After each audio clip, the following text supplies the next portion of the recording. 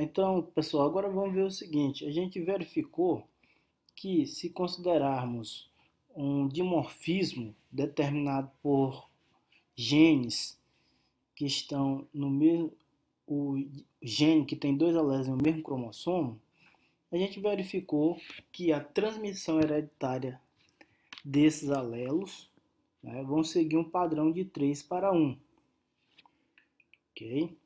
Então a gente vai ter um fenótipo que vai estar de 3 para 1 e um genótipo que vai estar distribuído de 1 para 2 para 1.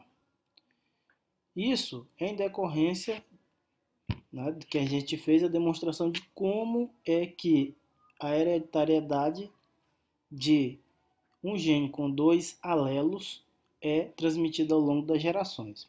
A partir disso agora, vamos então observar algumas estimativas de probabilidade, né, para tal situação. Então imagine o seguinte: se você tiver, independe do caractere, mas que ele for determinado por um genótipo azão, você vai verificar que 100% dos gametas gerados por esse genótipo vão ser azão. Portanto, fica claro, se você fizer a autofecundação de um genótipo azão, fica claro que 100% dos descendentes vão ser azão. A mesma lógica você pode utilizar para o recessivo azinho. Na hora da formação dos gametas, você vai ter 100% dos gametas azinho. Portanto, se eu fizer um autocruzamento entre um indivíduo azinho, nós teremos um fenótipo e até mesmo um genótipo de 100% de azinho. E se eu fizer o cruzamento entre um indivíduo de genótipo azão e outro azinho, você vai ver que na hora da segregação, o primeiro indivíduo, todos os gametas vão ser azão, e o segundo indivíduo, todos os gametas vão ser azinho. Portanto, nós vamos ter 100% de azão cruzando com 100% de azinho. Logo, temos 100% do genótipo azinho. Ok? Seguindo a lógica, então. Mas e se eu cruzar um indivíduo de genótipo azão e azinho? O que é que teremos? Aqui a gente pode observar. Azão gera 100% de gametas azão. Já azinho gera 50% de azão e 50% de azinho. Então, portanto, você já pode ver que o cruzamento de um homozigoto dominante com um heterozigoto vai dar um meio dos indivíduos com genótipo azão. Né? Isso daqui a gente sabe, um meio representa 50%. E um meio de indivíduos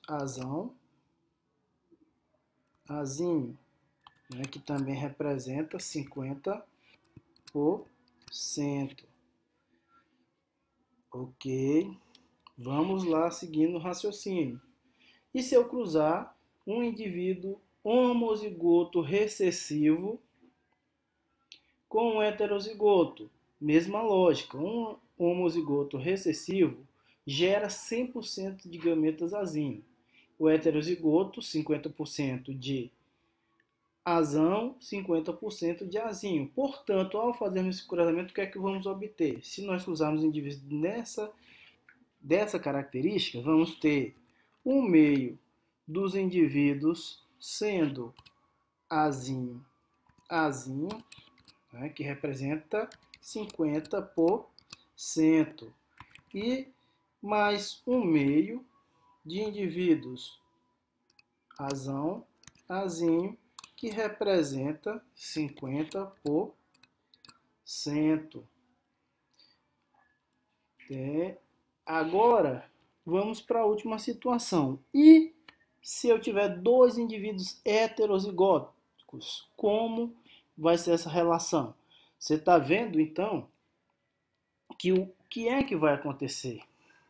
50% dos indivíduos, 50% do gameta vão ser azão, 50% azinho.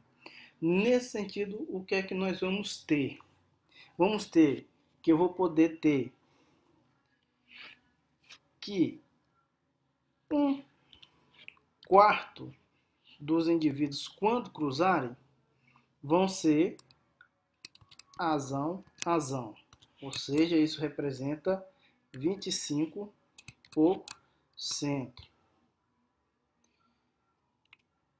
Ok? Vamos ter a probabilidade de 1/2 desses indivíduos serem azão,